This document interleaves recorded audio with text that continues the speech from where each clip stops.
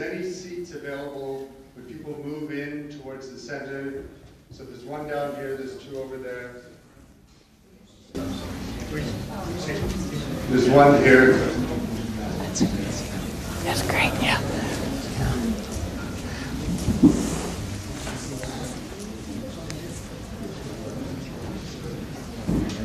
Thank you. Well, good evening, and welcome to the Frontiers of Science lecture series. I'm David Chapman, Professor of Geology and Geophysics at the University, and Richard Alley's host. We'd like to thank the Leonardo for providing the venue for this year's Frontiers of Science lecture series, and we look forward to a strong partnership in bringing science to our community. We also thank this evening's sponsor, BioFire Diagnostics, for the continued support of science education at the I'll be off of this in a minute. Well, you're in for a treat. You lost the mic? I could shout. Colin, we've lost the mic. I'm going to go grab some people from the Leonardo to have extra batteries for us. Okay. You're in for a treat this evening. Richard Alley from Penn State University is a thinker and a teacher. He thinks about glaciers, sea level, abrupt climate change, but most of all about the world that we live in and the place of humans in planet Earth. The public outlets for his science have been pieces such as Earth, the Operator's Manual, made into a PBS documentary, and his book, 2 Mile Time Machine, Ice Cores, Abrupt Climate Change, and Our Future. He's the recipient of many awards and recognitions for his research and teaching, but as I said at the university yesterday, with a person who Andy Revkin of the New York Times describes as a cross between Woody Allen and Carl Sagan, then it's inappropriate for me to speak anymore because I'm just taking time from the feature of the show. So please join me in welcoming Richard Allen. All right. Yeah, I think we're okay. Well, we may get the microphone back here. If not, I'll try to be loud. So we'll see if we can make this work. Thank you. It is such an honor and a privilege to be here. I want to thank David Chapman for hosting me. Thank the Leonardo. This is a fantastic venue. If you hadn't realized just how wonderful a thing you have here, it is really wonderful. And to see you, yes, thank you. Yeah, okay. We came in before they were handing out the advertisements, but Jess Adkins, I think, is the next speaker, and Scott Wing, the next one after that, and I didn't see who's next. They are really good people. And so what is, they didn't even pay me to do this, but what is coming is really good. So be very clear, there's some wonderful events coming. And a gratuitous penguin. So at any rate, I want to take you on a long tour of what is a potentially scary but ultimately empowering issue of our times. And I want you to leave here with a big grin and a big realization of what is possible. But I intend to scare you just a little bit before we get there. And so we'll see what we can do here. But I'm going to start by, I hope, showing you. Before I get done, I'm going to tell you why we ultimately have to get off of fossil fuels, but I'm going to start by telling you just how wonderful fossil fuels are and how much we owe to them. And we're never going to get where we want to be without getting the whole picture of this. And I want to do this by telling you a tale of something we did with some Penn State students a few years ago in the southern part of your state and in a couple of the neighboring states. So we're trying to build a big online education class called Geology of the National Parks. We got a dozen advanced students, and we brought them out here. And we took them to the bottom of the Grand Canyon, and we did a whole bunch of really fantastic things. And so this is a picture of a few of our Penn State students out here. We got them some help from PBS, and they learned how to film, and they were filming national parks to show to other students back home. And so here we are down at the bottom of the Grand Canyon talking about what dams do to the river, and here we are rafting our way down the Colorado below the dam. And what I really want to do is tell you what we saw at Mesa Verde, okay, because there is a lesson in this. Now, be clear. Before we're done, I'm going to tell you CO2 is a greenhouse gas. CO2 is a greenhouse gas. I'm going to tell you an interpretation of what happened to some very interesting people, and this is an interpretation.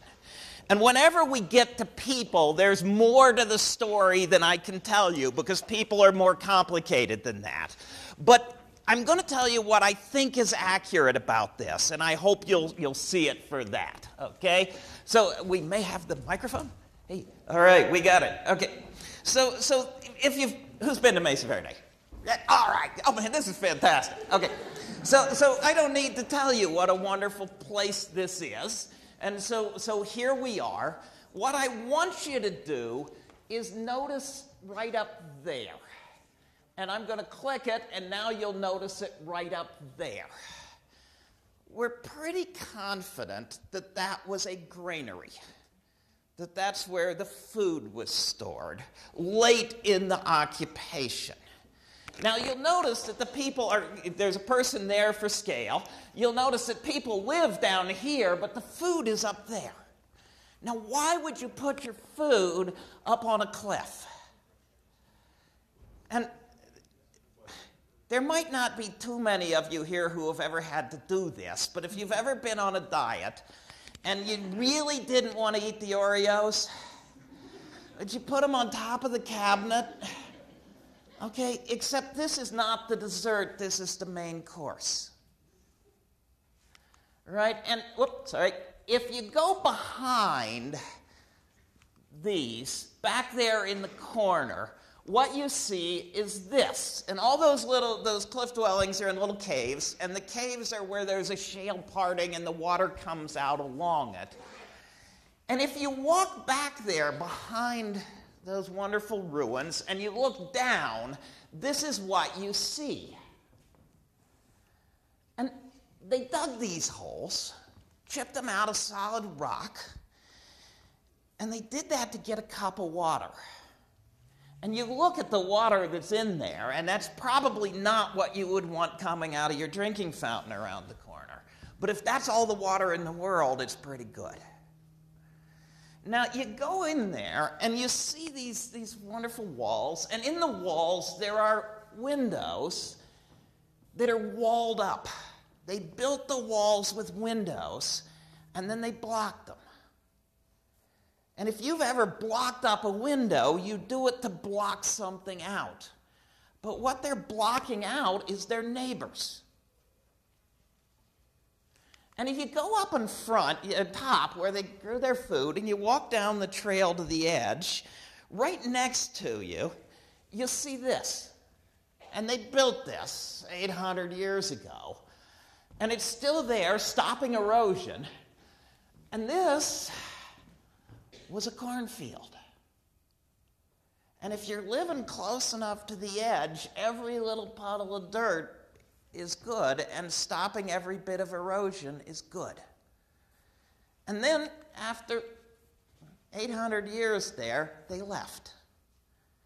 And it was not a fairly easy life at any point, and eventually they built all this wonderful stuff, and they left.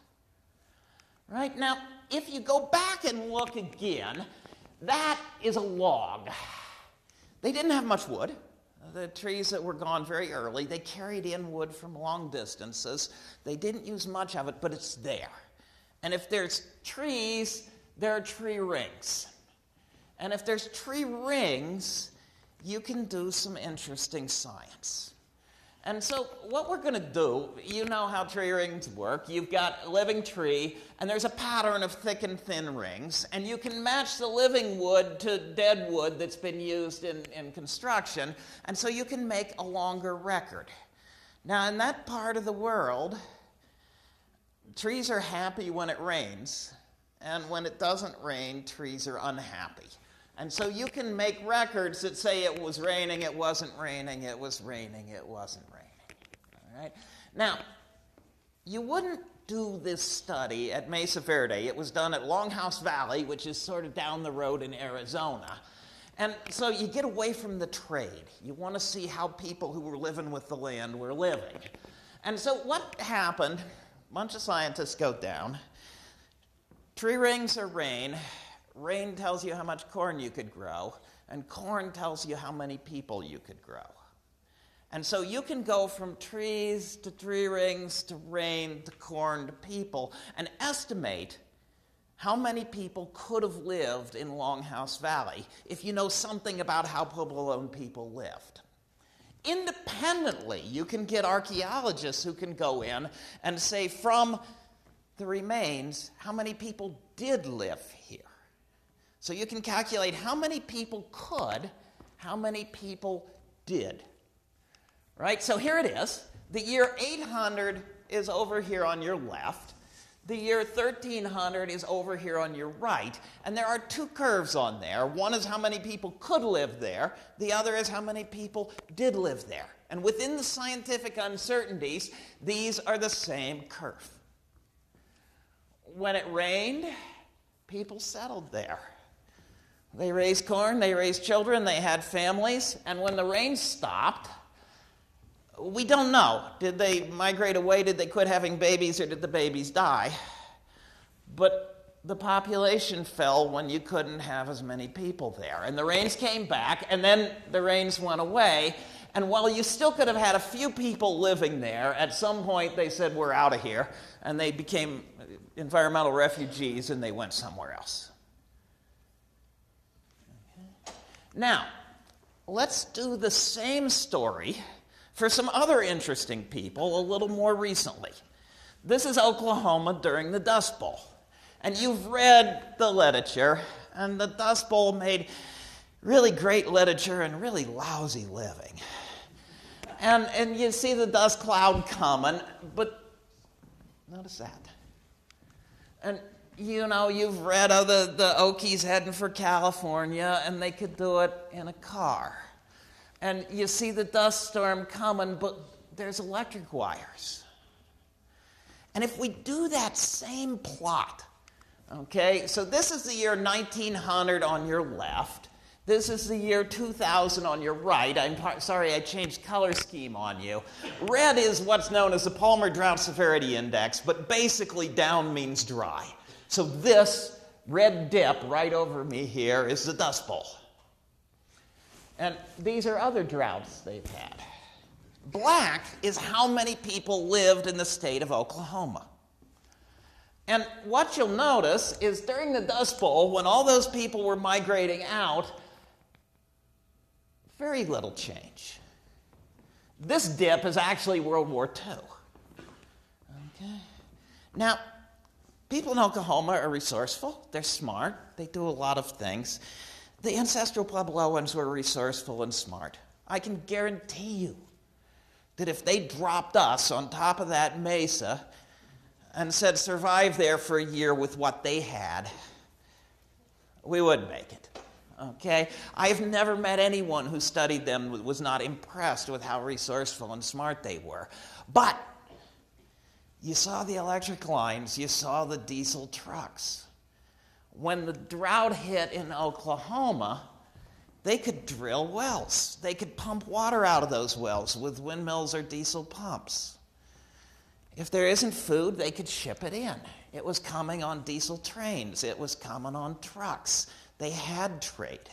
And so while the ancestral Puebloans basically all either died or they became environmental refugees, most of the Oklahomans actually stayed in Oklahoma. And the later droughts, you can't even see them in the population. And the difference is the tools, is the power, is the stuff.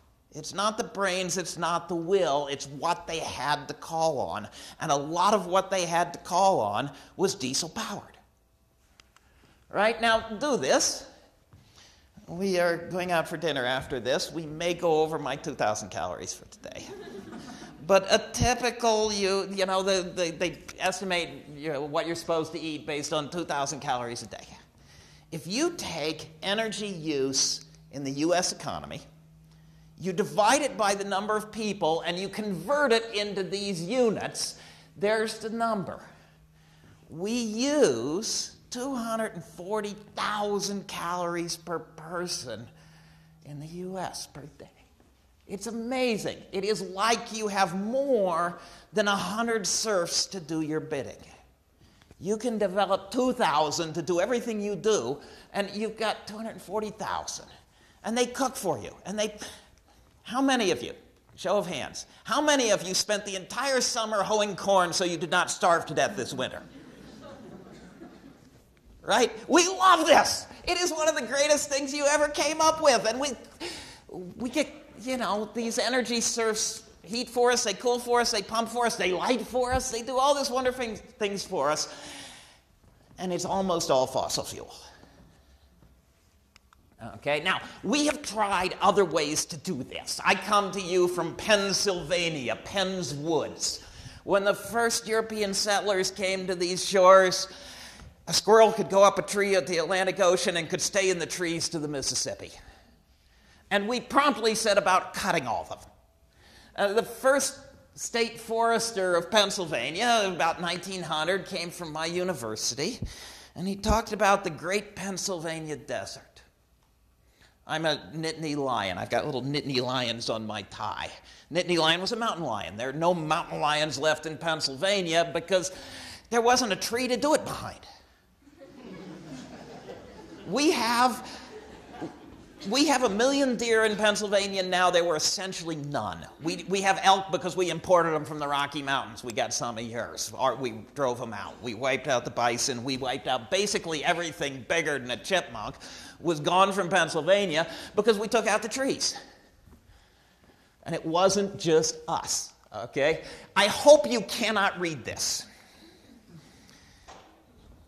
My university was founded just up the hill from the iron furnace. The railroads of the East, the stuff of the East was made out of Juniata iron. And we turned red soil, limestone, and charcoal into iron. And we did that at a furnace. If you search on the word furnace in a modern gazetteer of Pennsylvania, this is the list of furnaces, still on the map.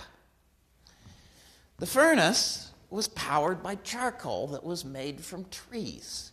It took more than half a square mile of trees a year to fire one furnace. And the furnace was taken care of by a small community of people who had houses and who heated those houses and who cooked. So you can look at this picture, and every one of these was a square mile of trees a year. These are forges over here, Valley Forge and a lot of other things where you turn the pig iron into something useful. Another square mile of trees per line per year. And at a square mile of trees per year for each one of these, I think you can see why we ran out of trees. The iron left us and it moved to Pittsburgh so they could use coal. And that really is. Now, if you've ever tried to read of a dark evening, it's dark. And then you say, well, firelight, but that's sort of flickering. And so what do you do for light in a dark Pennsylvania evening or a dark Utah evening? And poor people, you could use a candle. They might smell bad. You're using animal fat or something like that. They don't burn very well. They used to use something called camphene, which was a mixture of alcohol and turpentine, basically. And it burned really well. It was cheap. It was fine. But it tended to blow up. And it's, there's some wonderful stories of, the fire breaks out and the people are out saving people's lives. There's horrible stories. You know, the minister goes out with his wife to visit the parishioners, and the 3 daughters try to refill the lamp, and they burn themselves to death. And you find these in the old newspapers. And the rich people burn whales, or whale oil. And so what they do is you get a bunch of Yankee sailors, and you send them out to scour the ocean for whales that you can cook for whale oil. And it was clean, and it didn't stink, and it burned well, and it didn't blow up. And so over here in the corner is the history of whale oil production from the Yankee fleet. 1800 is on your left, 1880 is on your right. And what you can see is peak whale oil. Now, there's lots of things in here. There's a civil war in here when they sank some of the ships off the Charleston Harbor to try to block it up. There's the fleet getting trapped in the sea ice off of Alaska and being crushed, and the insurance company saying, well, no, we're not going to support this anymore. But what was the fleet doing in the sea ice off Alaska? They couldn't find any whales they could catch closer. They were cleaning the ocean of whales. Above it is the cost of a gallon of whale oil in modern money. And the bottom right here is $7 a gallon for whale oil. Peak whale oil, the top there is 23. As soon as it hit the top, the price went through the roof. And then what do you see, this orange line? The first modern oil well. They went up the road from where I live and drilled a hole in the ground and started pumping oil out. 100 years of whaling. At the peak, there are 10,000 sailors on ships scouring the ocean for whales. There's more people at home processing the stuff. 100 years of Yankee whaling, roughly 1 week of modern oil imports. Okay, the idea that when we run out of fossil fuels, we'll just go back to trees and whales, forget it. Okay, not even close. Now, this is fantastic. This is an editorial cartoon that was published in the journal Vanity Fair in the year 1861. And you can read it. It's the grand ball given by the whales in honor of the oil wells of Pennsylvania. And up here it says, oil's well that ends well. Okay? We have trees and whales because we burn oil. And it is that simple. There's a period after that. Because we were burning them way faster than nature could raise them. And they knew this in 1861. This is the cover of a piece of sheet music from the year 1864. This is the American Petroleum Polka. Okay? And if you can't see it from the back, here's an oil well. And it says, this oil well threw pure oil 100 feet high. Now, the lady here has got her pink dress on and the white blouse. And you couldn't have black oil staining her white blouse. So they made the oil white. It was black back then, just the same as it is now. But they're writing polkas about oil, right? This is, just how good this has been for us is really amazing. How good they are. We have known about the effect of CO2 from fossil fuels for well over 100 years, but no one believed that the oil companies would be as smart and as clever as they've been. The amount that they supply us is fantastic. Just part of it, right? If you are a driver, you go to the gas station and you pour gas in the car and you drive away. If you had to bring home a fill-up of gas in gallon jugs in a shopping cart, it would be a different world. Because you'd get 1 gallon of milk, and you get 16 gallons of gas, and you already got another shopping cart full. But you just put it in, and you drive away. A fill-up it weighs about 100 pounds for a big gas tank. When you burn it, you add oxygen. That makes CO2. And a tank of gas makes about 300 pounds of CO2. Now, I want you to do a mental picture. There are way too few fifth graders in here. Sometimes fifth graders like this mental picture. I don't know why.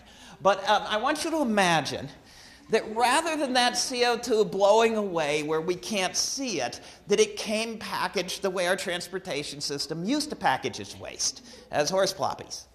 All right? A typical car does about 1 pound a mile. So you can just imagine,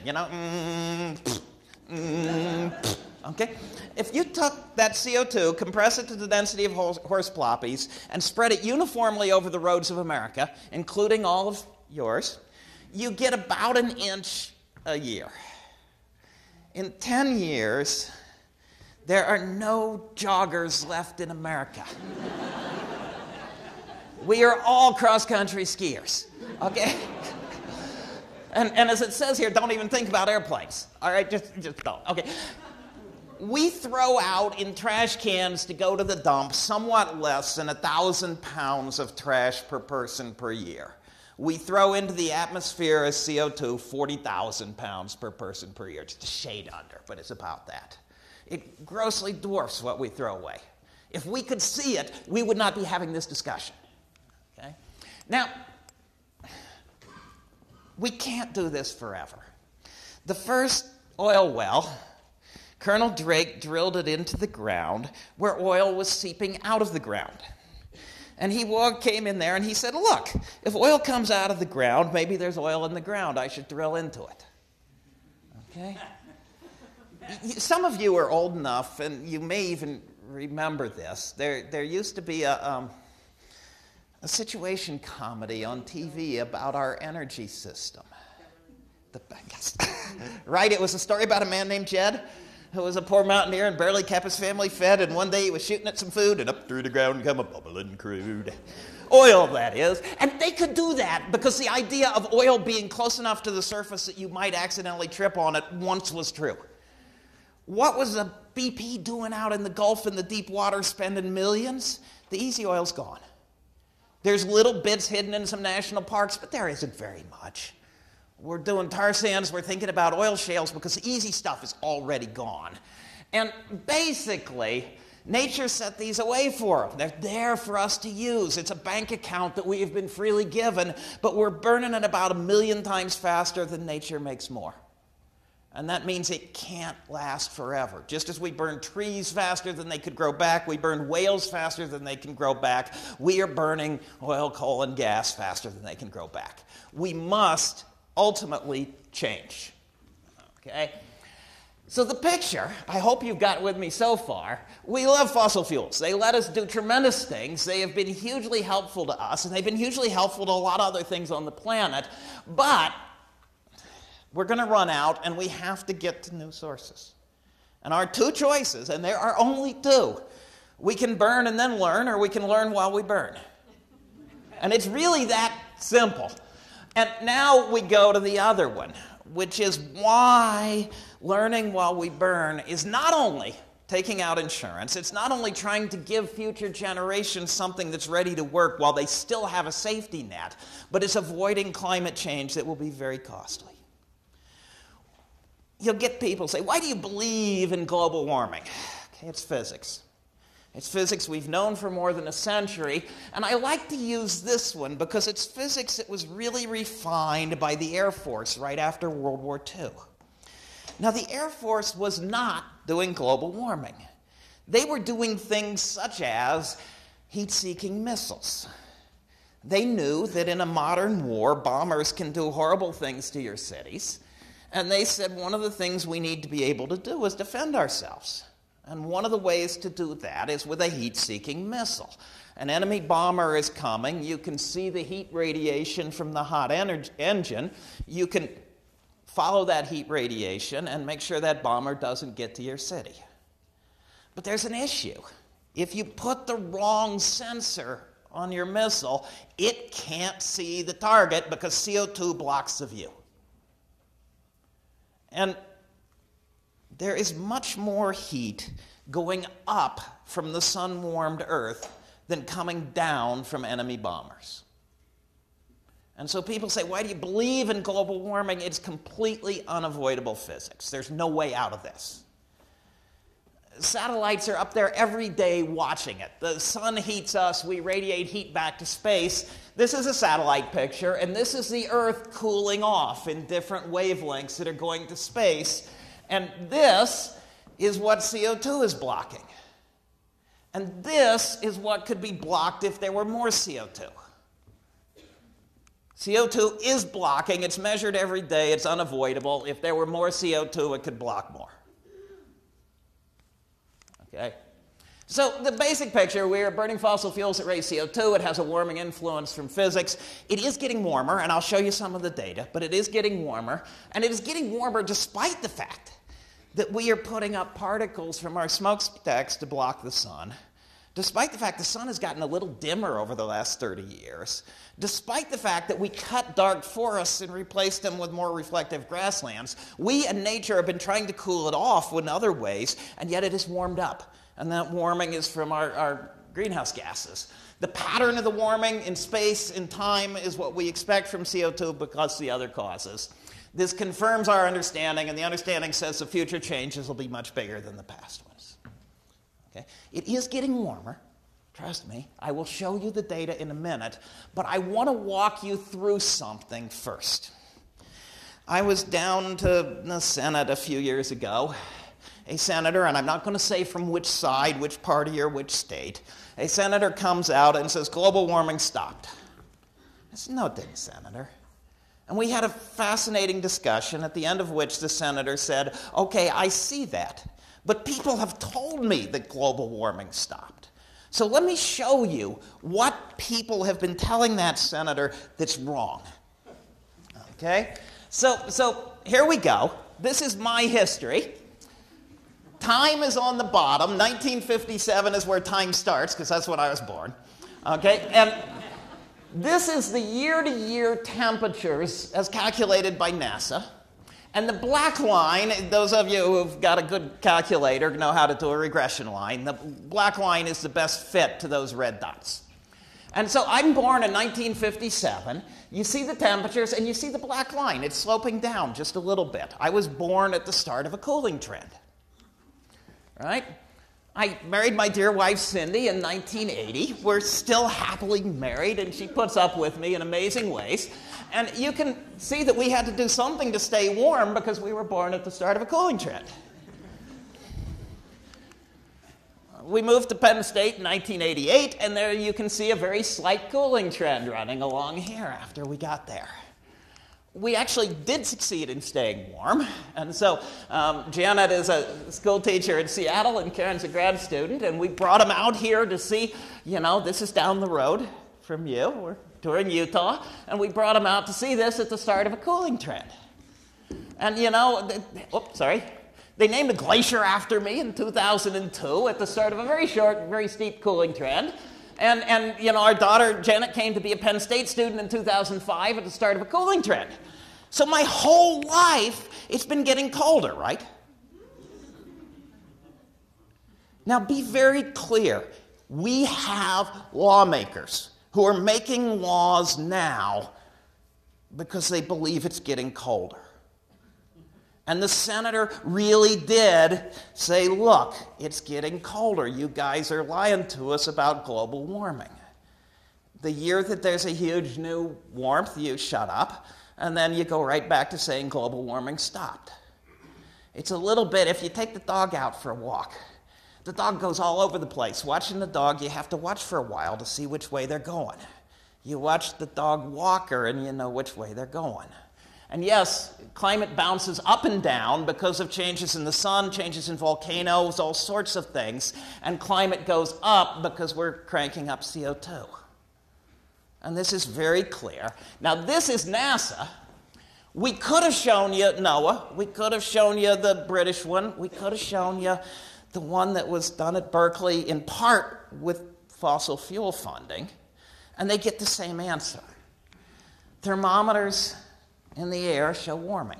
If you threw away every thermometer in the city and only use the ones in the country, they show warming.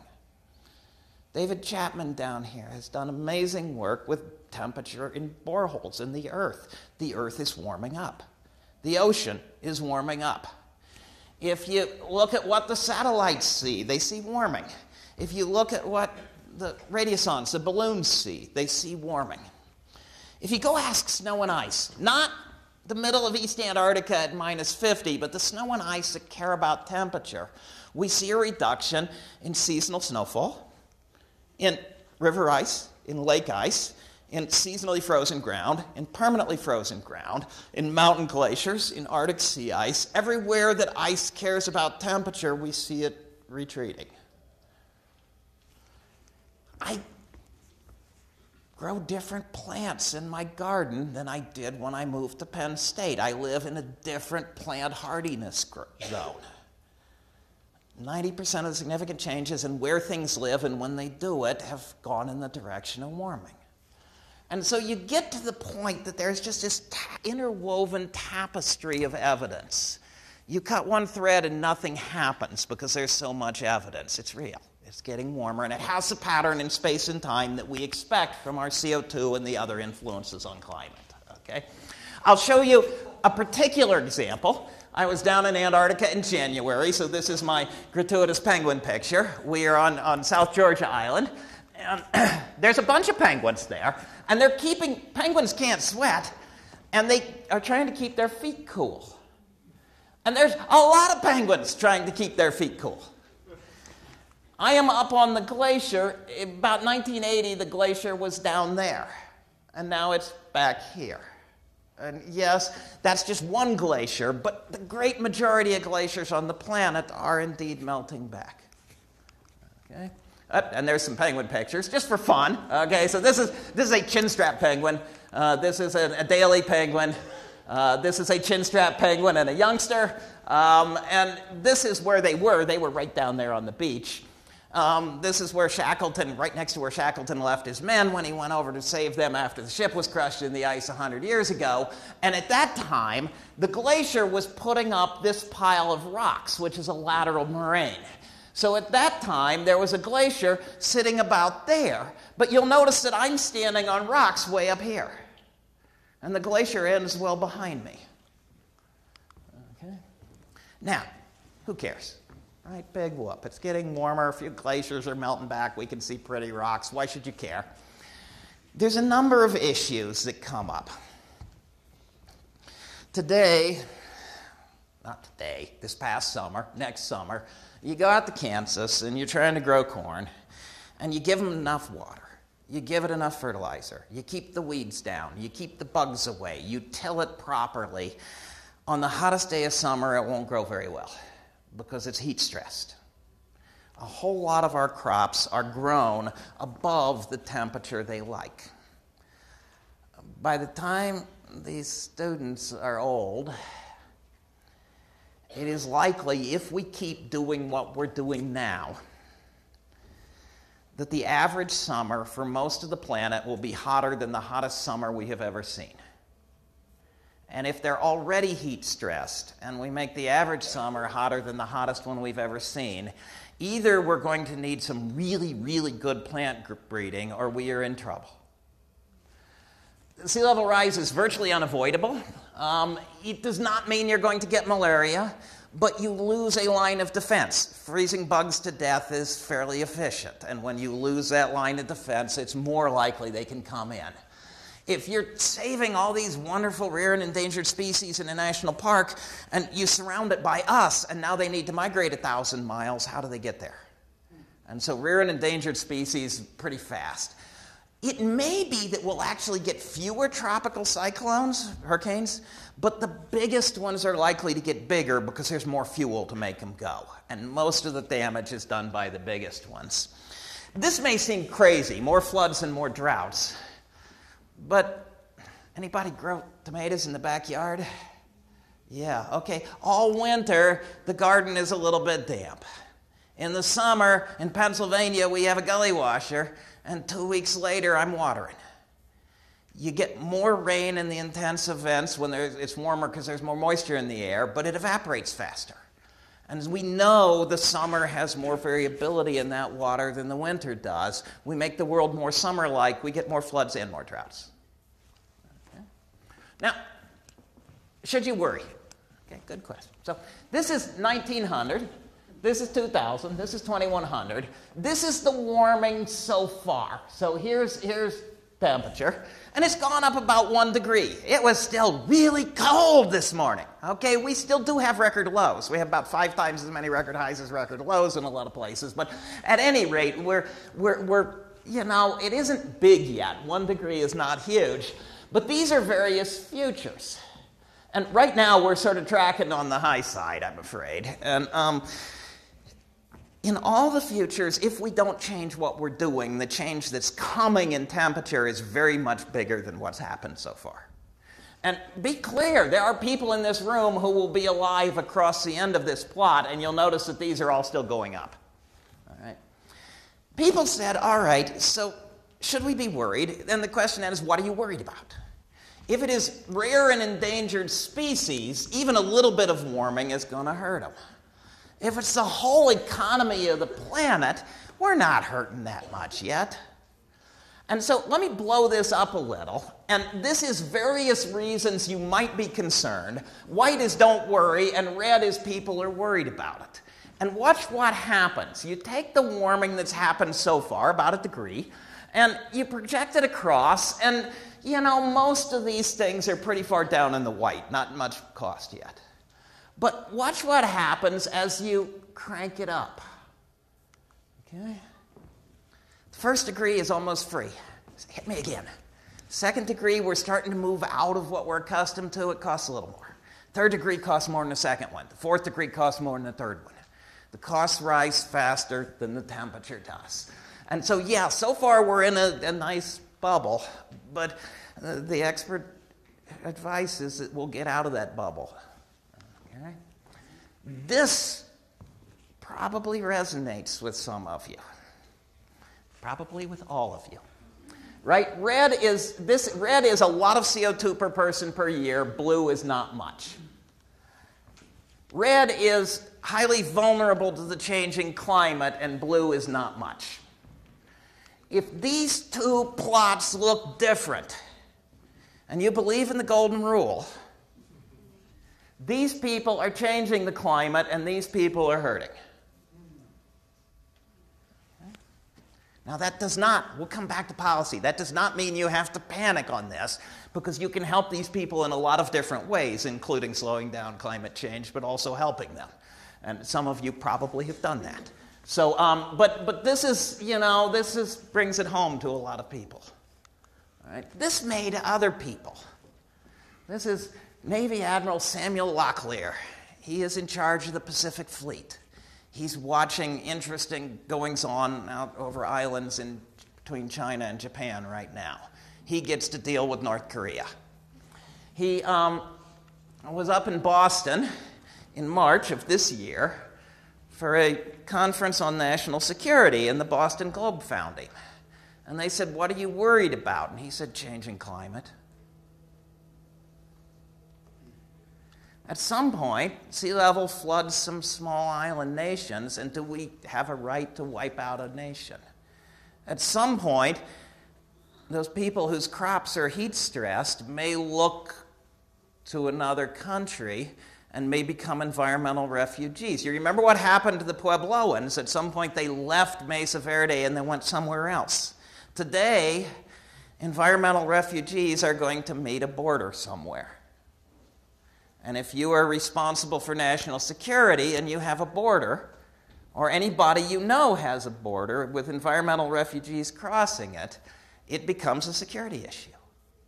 And so he said, people are surprised sometimes. Okay? This is someone that deals, this is not a professor telling you to get excited. This is the admiral. Okay? And then, say, okay, couldn't it be a little better than that? Sure.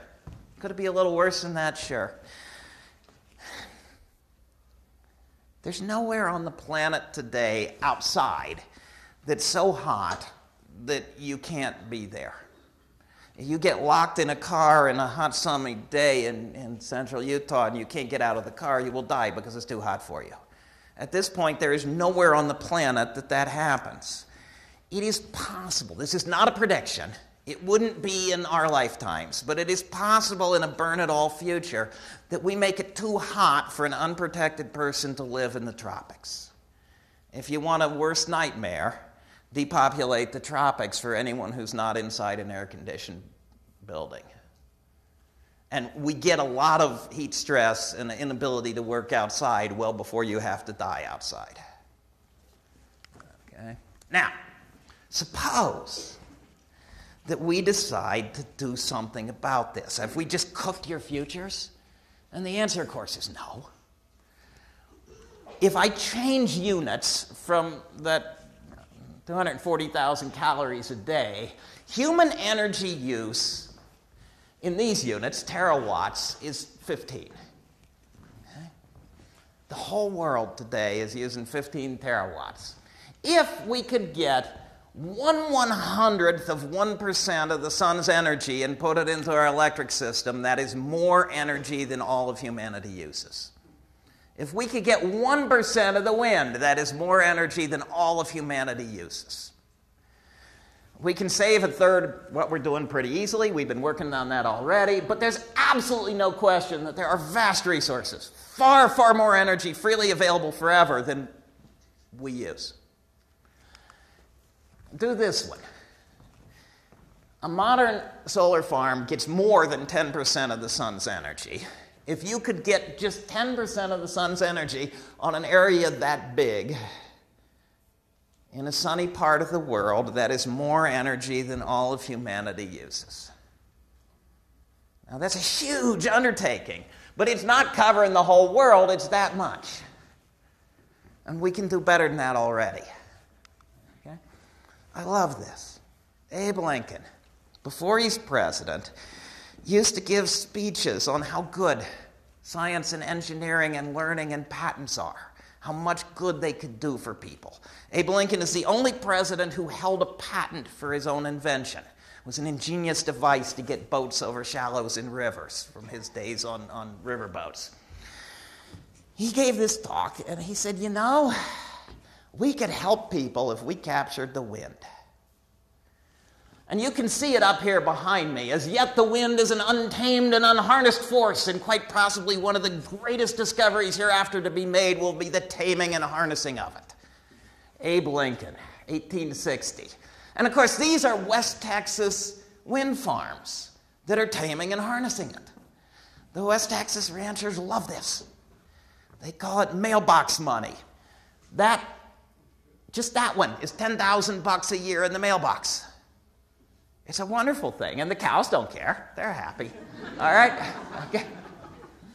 If we decided to build a wind farm on the windy parts of the plains and deserts of the world, stay out of the ski areas, stay out of the forests, stay out of the cities, stay out of the lakes, just the windy parts in the plains and deserts of the world, we put in a wind farm, that's way more energy than we use. All right? Now, there are issues. Don't kid anybody. But you know, if the world spent on windmills what the U.S. spends on energy in 30 years, that would be generating all the energy. And the truth is, we used to be powerhouses in this.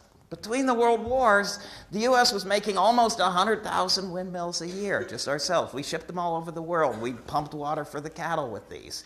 If the world built windmills as fast as the U.S. used to, you get there real fast. Right? If we just went back to building them as fast as we used to, the U.S. would get 1/3 of the world energy use in 30 years from windmills. All right? Now, I am a geologist. If you want somebody to measure the C-axis fabric of a piece of ice, I'm your guy. Okay? I am not a policy wonk. And I am going to tiptoe dangerously close to policy here. But be clear, I'm not going to tell you what to do. But I want to show you something, and I got this from really good economists. Okay? So think about it for a minute. The admiral is not free. We like national defense. We like some other things. We pay some taxes for them. We tax tobacco. And we tax tobacco to raise money for the government and to reduce smoking. And we tax alcohol. And we do that to raise money for the government and to reduce drinking. And we tax your paycheck. And we do that to raise money for the government.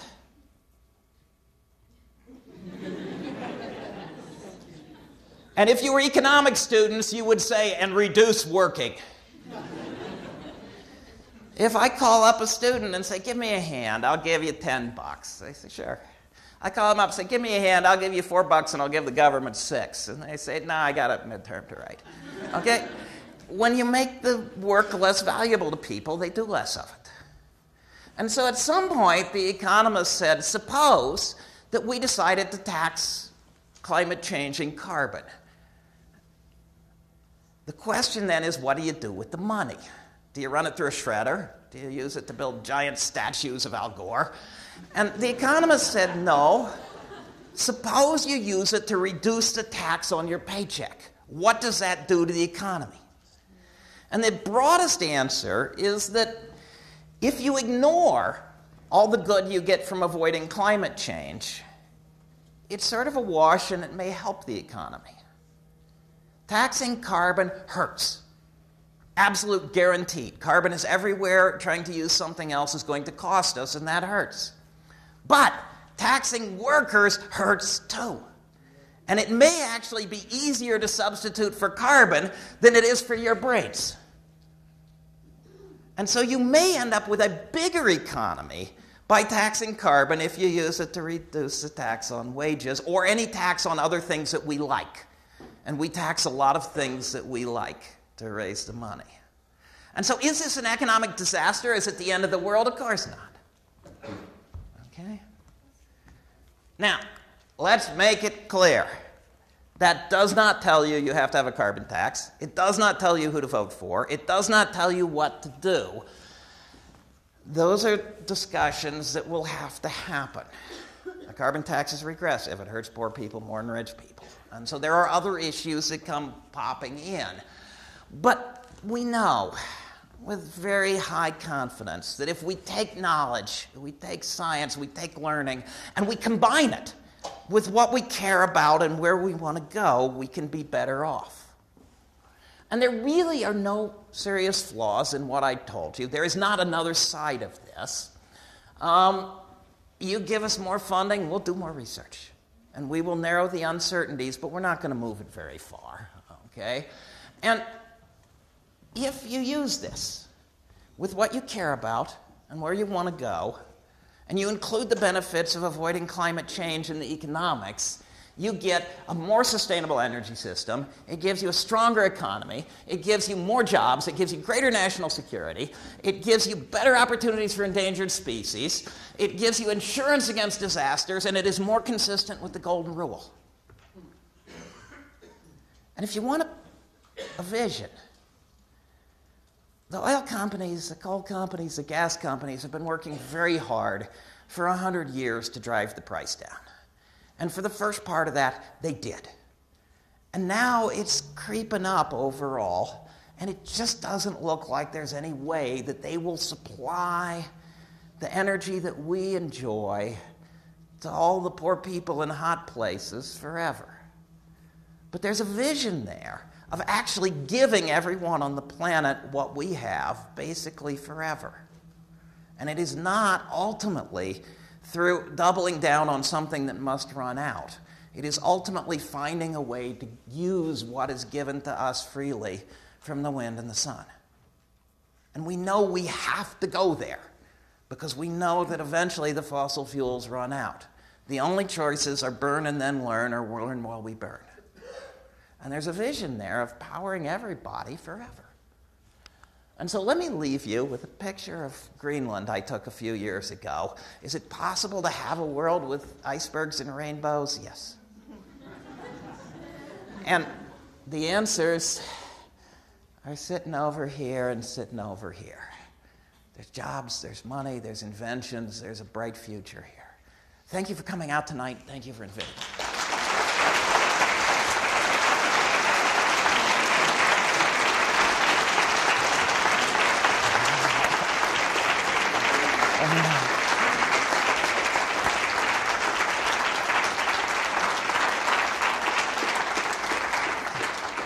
So I promised you were in for a treat.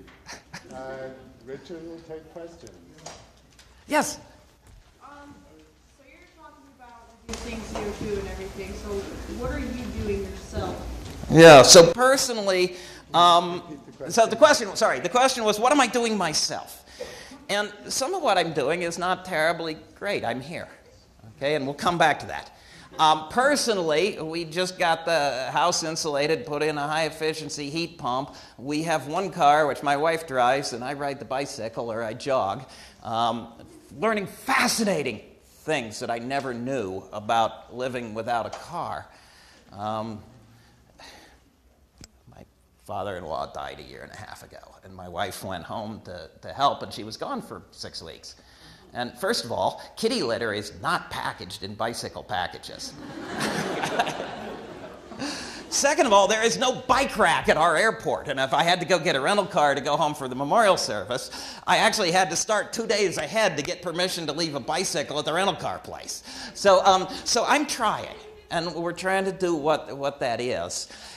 I do travel, and I flew out here, and that's changing things, and we actually are having an ethical discussion in a class I teach, whether that makes me a bad person or whether that makes me a very good person. Because in some sense, I'm contributing to the problem. Absolute fact. But suppose that everyone who understands immediately sat down and shut up.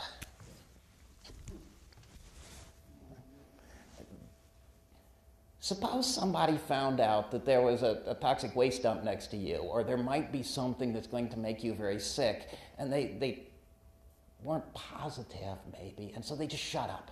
Would you like that? Is there a requirement that those of us who understand actually come out and talk to you? Is it possibly right that those of us who understand stay home? And this is a discussion we had in class, and I don't think we answered it, but I got on the plane, okay? And I'm not going to walk home. So for what it's worth, so personally I'm trying to do things, and one of the things I'm doing is I leave my wife and I leave my cats and I leave my garden and I'm out here. So, and you can decide whether that's bad or good. Okay. Yes?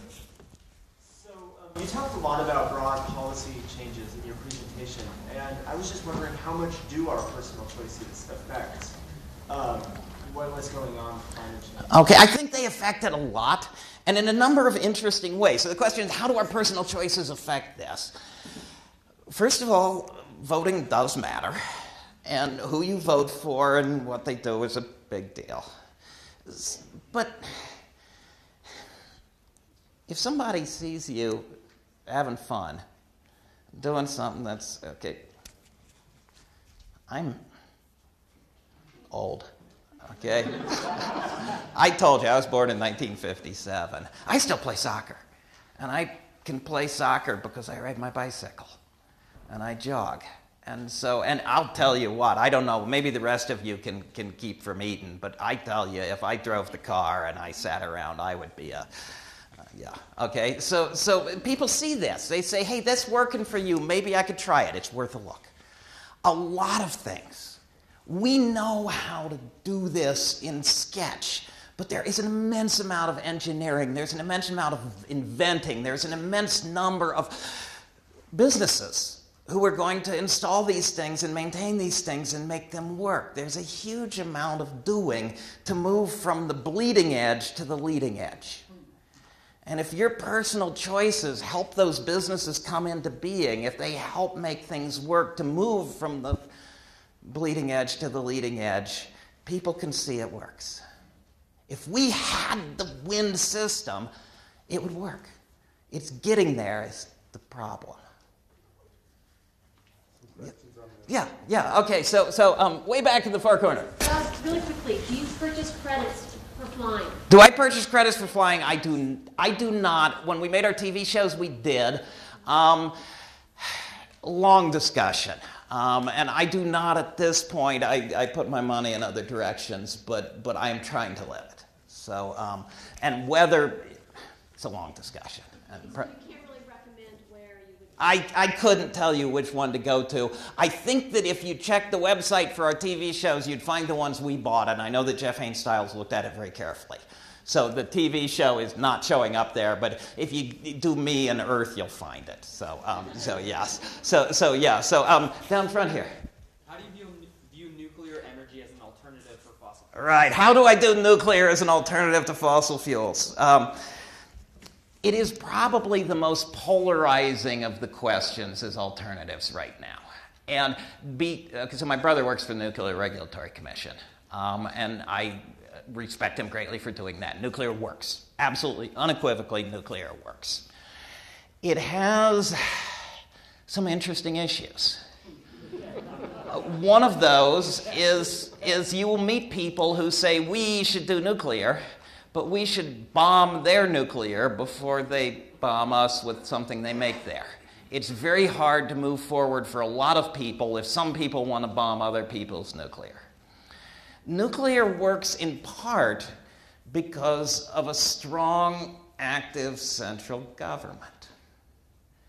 Because the nuclear industry is not carrying their catastrophic or long-term insurance. If there's a moderate-sized disaster, they pay for it. But if there was a huge disaster, it is covered by the public. There's a limit on liability, and the bigger liability is held by the public. And whether the nuclear waste ends up under a mountain in Nevada or not, ultimately, the government is taking care of this. And so if you believe in nuclear, you believe in a government that is very active. And I have found a lot of people who believe in nuclear but don't like the government. Okay? So there are issues. Nuclear could be way safer. It could be used way more. It can work. But right now, it is so polarizing. You go almost any thread that deals with energy on the web, and eventually it's people yelling at each other about nuclear. And you know that they do.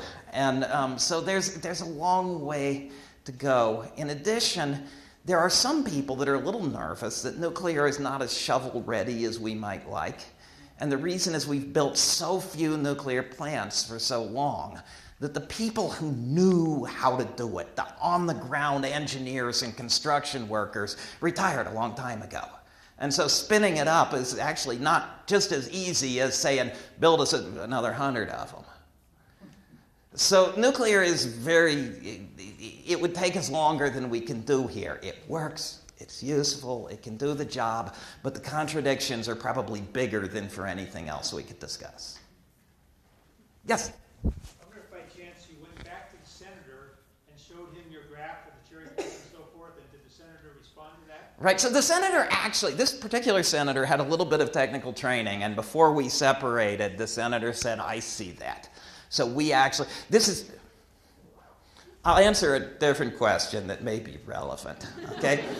I had the remarkable experience a few years ago that I went to Greenland with 10% of the Senate for a long weekend. And it was bipartisan. And we got on the plane, and those senators turned into the most interesting, the most interested, the wittiest people you can possibly imagine. And they wanted to know, they wanted to talk to you. They have a little troubles not, how you doing? You know? Okay, so they can't stop that. But otherwise, otherwise, they are amazing people. And when they get in front of the camera, they go to script. And I think it's because if they do a million things that are right and they say one thing that's stupid, you are going to see that stupid thing on the news and in political commercials until you are sick of it. And the cost of making a mistake is so high, and no one is smart enough to be witty and wise and interested and entertaining and to figure out how their words could be misused. And so they're on script in public. But I really think they're very much better than a lot of people are giving them credit for. And I think that is across the aisle. Yes? Okay, so you talked about windmills and how much you can make off of them. But how much does one of them cost and how much energy is required to make them? Right. At what point do you break even? You break even in the first year. And basically, if you built the windmill with fossil fuels, if you maintained the windmill with fossil fuels, if you recycled the windmill with fossil fuels, you would reduce fossil fuel emissions by about 95 to 98% by using windmills. They are a huge win. If you build them the idea is that by the time you maintain them and take them down, you're going to be using renewables, and so the win will be even bigger. But there's a huge win with this. There's absolutely no question. Anything we do to supply the amount of energy we use is going to have unintended consequences. Guaranteed. Whether it's nuclear, whether it's oil, whether it's coal, whether it's wind, whether it's sun, I don't care. If we want to get that much, it will have unintended consequences. But in general, the unintended consequences look smaller for the renewables than they do for the fossil fuels. And it's you'll hear, right? How many of you know that wind turbines kill birds? Okay? There's a study that just came out. I should have put this up here. The study just came out from Canada. And the numbers for the U.S. are similar. The bird kills in Canada are estimated at 270 million a year. And it's cats and wild cats and domestic cats. It's flying into buildings. It's flying into cars. It's being chopped up by people cutting hay. There's a little bit of it from water levels going up and down in hydroelectric plants. There's some from pesticides. There's some from oil. There's some from a whole lot of things. The estimate for Canada for all of their wind farms for a year, out of 270 million killed, was 16,000. And it is almost certain that the avoided climate change will save more birds than the windmills kill. Okay?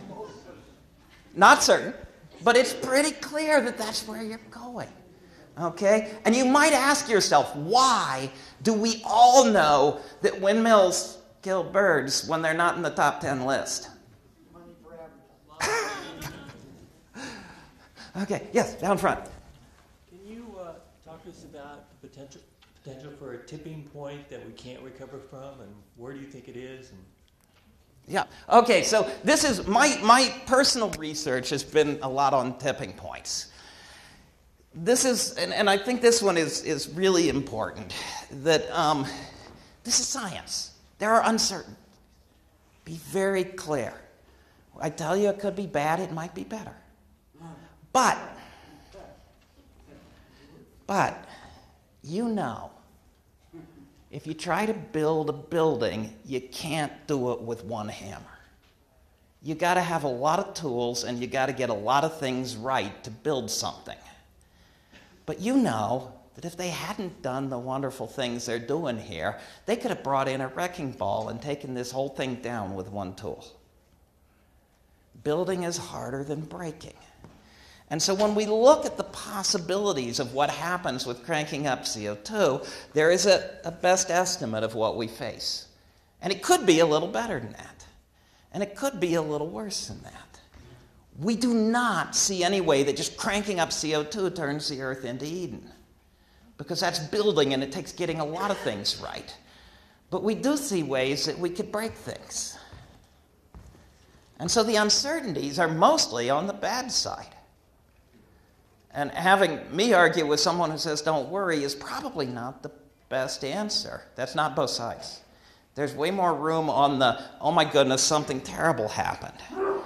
And so at some point, an ecosystem changes. At some point, the Amazonian rainforest dies. At some point, the ice sheet may fall in the ocean. At some point, our crops are very unhappy. And so there's this possibility of these tipping points out there.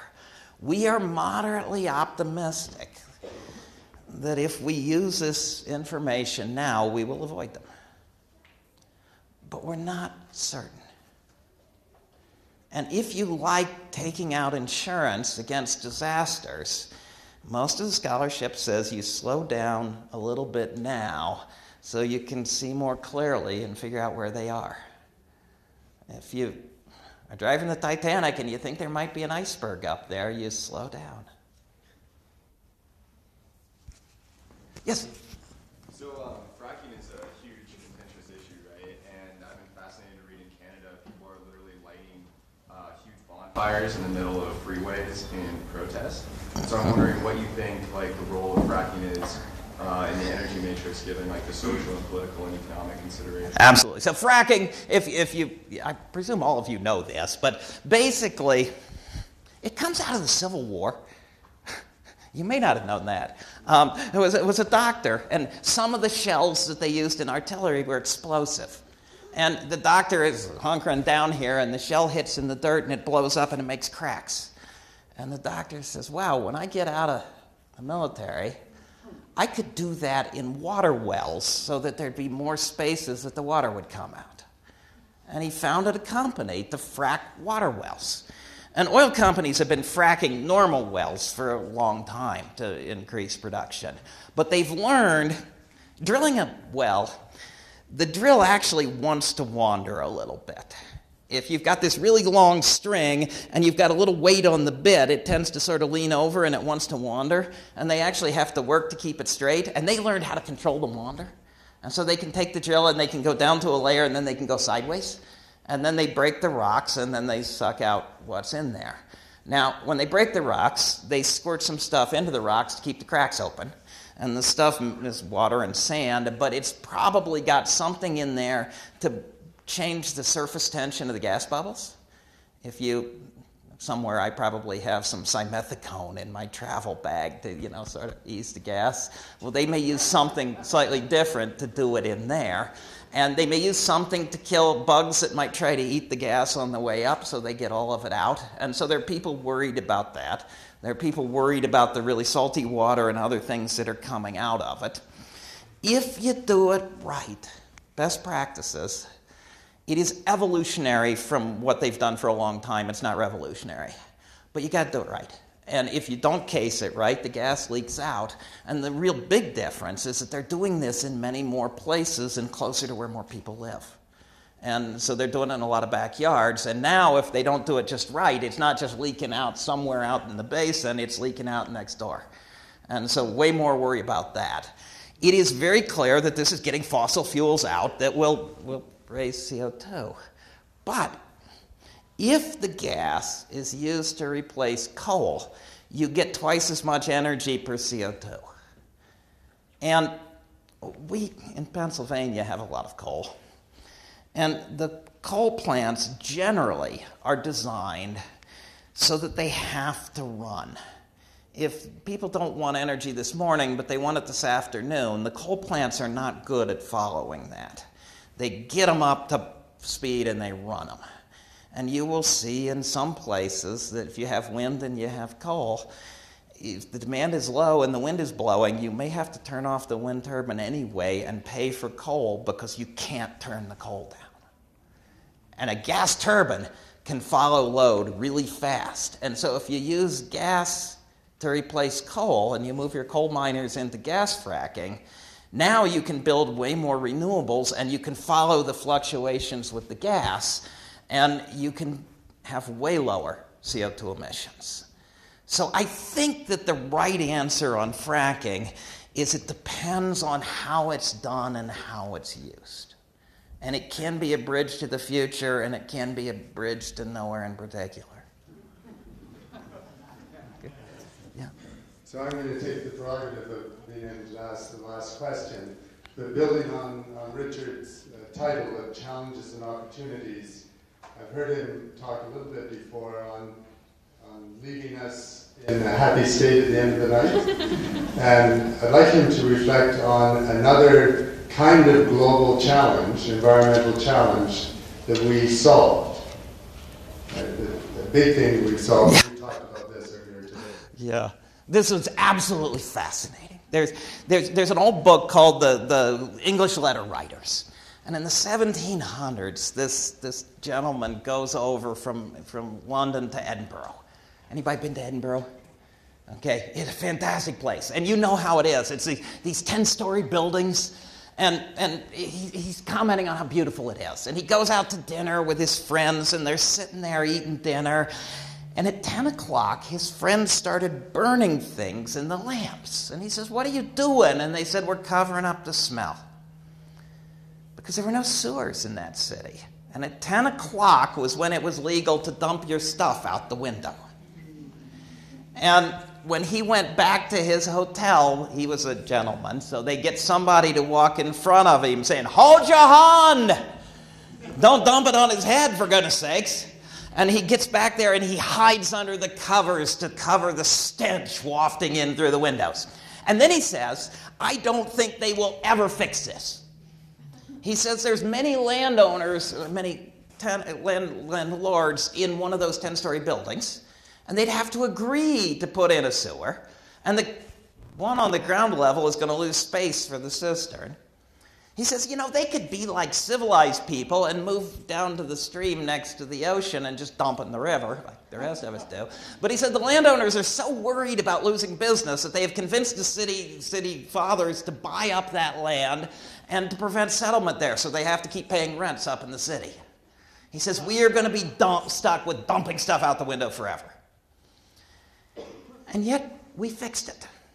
Right? Now, admittedly, when London decided to put in sewers, The Economist magazine editorialized against it.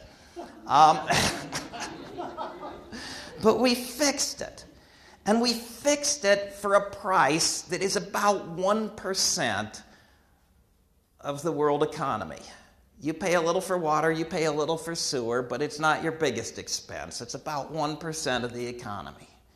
And the estimates are that we could get to a sustainable energy system for about 1% of the economy. We've done bigger things. The world wars were incredibly bigger. Building the current energy infrastructure was incredibly bigger. We've never sat down across the table, looked at each other, shaken hands, and said, we are going to do this. But we've muddled through. And so we really can know that we've conquered bigger things. We really can know that we've gotten so much good out of it. Be perfectly honest. Show of hands. How many of you want to go back to dumping it out the window at 10 p.m.? I thought so. Okay. Right? We can do this. And we can do it in a way that comes back to the golden rule. We can do it in a way that helps poor people in hot places and our grandchildren and their grandchildren. We can make a change if you start early. You don't have to go fire coal miners. You say, look, we're going to start ramping the change up, and in 30 years, we're going to make it expensive to change the climate. And if you're a coal miner, you retire as a coal miner. But maybe your kids are putting the CO2 back in the ground. Maybe your kids are doing geothermal. Maybe your kids are doing wind, but they're doing something else. And if you do it that way, you minimize the damage to people, you maximize the benefits, you can build a bigger economy, you can build more jobs, you can build a cleaner environment, and you can make it work for everyone just about forever. Thank you.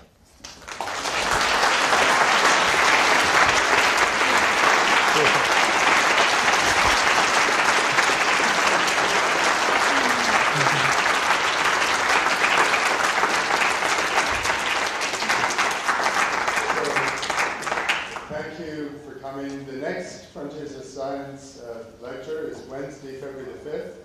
Here in the Leonardo is Jess Atkins from Caltech, talking on how corals, caves, ice cores, and isotopes help us understand the mechanisms of climate change. A follow-on to this lecture. So join me once again in a hearty round of applause for